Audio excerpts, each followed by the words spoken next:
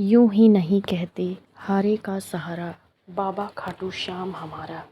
ऐसे बने खाटू श्याम भगवान।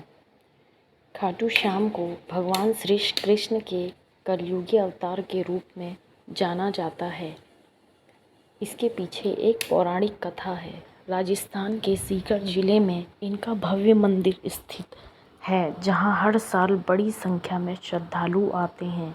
लोगों का विश्वास है कि बाबा श्याम सभी की मुरादें पूरी करते हैं और रंग को भी राजा बना सकते हैं। कौन है बाबा खाटू श्याम जी? बाबा खाटू श्याम का संबंध महाभारत काल से माना जाता है। यह पांडुपुत्र भीम के पौत्र थे। ऐसी कथा है कि खाटू श्याम की अपार शक्ति और क्षमता से प्रभावित होकर श्री कृष्ण ने इन्हें कलयुग में अपने नाम से पूजे जाने का वरदान दिया था। खाटू श्याम जी की कथा। लाक्षागृह की घटना में प्राण बचाकर वन वन भटकते पांडवों की मुलाकात हिडिंबा नाम की राक्षसी से हुई। ये भीम को पति के रूप में प्राप्त करना चाहती थी। माता कुंती की आज्ञा से भीम और हिडिंबा का विवाह हुआ, जिससे घटोत्कच का जन्म हुआ। घटोत्कच का पुत्र हुआ बर्बरीक, जो अपने पिता से भी शक्तिशाली और मायावी था। बर्बरीक देवी का उपासक था। देवी के वरदान से उसे 3 दिव्य बाण प्राप्त हुए थे, जो अपने लक्ष्य को भेदकर वापस लौट आते थे। इनकी वजह से बर्बरीक अजेय हो गया था। महाभारत के युद्ध के दौरान बर्बरीक युद्ध देखने के इरादे से कुरुक्षेत्र आ रहा था। श्री कृष्ण जानते थे अगर बर्बरीक युद्ध में शामिल हुआ तो परिणाम पांडवों के विरुद्ध होगा। बर्बरीक को रोकने के लिए श्री कृष्ण गरीब ब्राह्मण बनके बर्बरीक के सामने आए। अनजान बनते हुए श्री कृष्ण ने बर्बरीक से पूछा कि तुम कौन हो और कुरुक्षेत्र क्यों जाना चाह रहे हो। जवाब में बर्बरीक ने बताया कि वो एक दानी योद्धा है, जो अपने एक बाण से ही महाभारत युद्ध का निर्णय कर सकता है। श्री कृष्ण से उसकी परीक्षा लेनी चाहिए तो उसने एक बाण चलाया, जिससे पीपल के पेड़ के सारे पत्तों में छेद हो गया।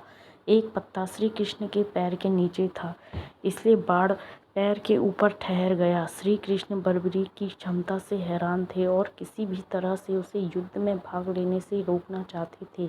इसके लिए श्री कृष्ण ने बर्बरीक से कहा कि तुम तो बड़े पराक्रमी हो, मुझ गरीब को कुछ दान नहीं दोगे? बर्बरीक ने जब दान मांगने के लिए कहा तो श्री कृष्ण ने बर्बरीक से उसका शीश मांग लिया।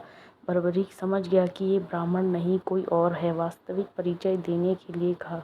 श्री कृष्ण ने अपना वास्तविक परिचय दिया तो बर्बरीक ने खुशी खुशी शीश दान देना स्वीकार कर लिया। रात भर भजन पूजन कर फाल्गुन शुक्ल द्वादशी को स्नान पूजा करके बर्बरीक ने अपने हाथ से अपना शीश श्री कृष्ण को दान कर दिया। शीश दान से पहले बर्बरीक ने श्री कृष्ण से युद्ध देखने की इच्छा जताई थी, इसीलिए श्री कृष्ण ने बर्बरीक के कटे शीश को युद्ध अवलोकन के लिए एक उच्च स्थान पर स्थापित कर दिया था। युद्ध में विजय प्राप्त होने पर पांडवों विजय का श्रेय लेने हेतु वाद विवाद कर रहे थे। तब श्री कृष्ण ने कहा कि इसका निर्णय बर्बरीक का शीश कर सकता है। बर्बरीक के शीश ने बताया कि युद्ध में श्री कृष्ण का सुदर्शन चक्र चल रहा था, जिससे कटे हुए वृक्ष की तरह योद्धा या रणभूमि में गिर रहे थे। द्रौपदी महाकाली के रूप में रक्तपान कर रही थी। श्री कृष्ण ने प्रसन्न होकर बर्बरीक के उस कटे सर को वरदान दिया कि कलयुग में तुम मेरे श्याम नाम से पूजित होगे। तुम्हारे स्मरण मात्र से ही भक्तों का कल्याण होगा और धर्म अर्थ काम मोक्ष की प्राप्ति होगी। स्वप्न दर्शन उपरांत बाबा श्याम खाटू धाम में स्थित श्याम कुंड में प्रकट हुए थे। श्री कृष्ण विराट शालिग्राम रूप में संवत 1777 से खाटू श्याम जी के मंदिर में स्थित होकर भक्तों की मनोकामनाएं पूर्ण कर रहे हैं। दाढ़ी और मूंछ के साथ इस मंदिर में विराजमान है स्वयं शंभू बालाजी। हर साल लगता है खाटू श्याम मेला। प्रत्येक वर्ष होली के दौरान खाटू श्याम जी का मेला लगता है। इस मेले में देश विदेश से भक्तजन बाबा खाटू श्याम जी के दर्शन के लिए आते हैं। इस मंदिर में भक्तों की गहरी आस्था है। बाबा श्याम हारे का सहारा, लख दातार खाटू श्याम जी मोनेर नंदन, खाटू का नरेश और शीश का दानी, इन सभी नामों से खाटू श्याम जी को उनके भक्त पुकारते हैं। खाटू श्याम जी मेले का आकर्षण यहाँ होने वाली मानव सेवा भी है। बड़े से बड़े घराने के लोग आम आदमी की तरह यहाँ आकर श्रद्धालुओं की सेवा करते हैं। कहा जाता है ऐसे करने से पुण्य की प्राप्ति होती है। भक्तों की इस मंदिर में इतनी आस्था है कि वो अपने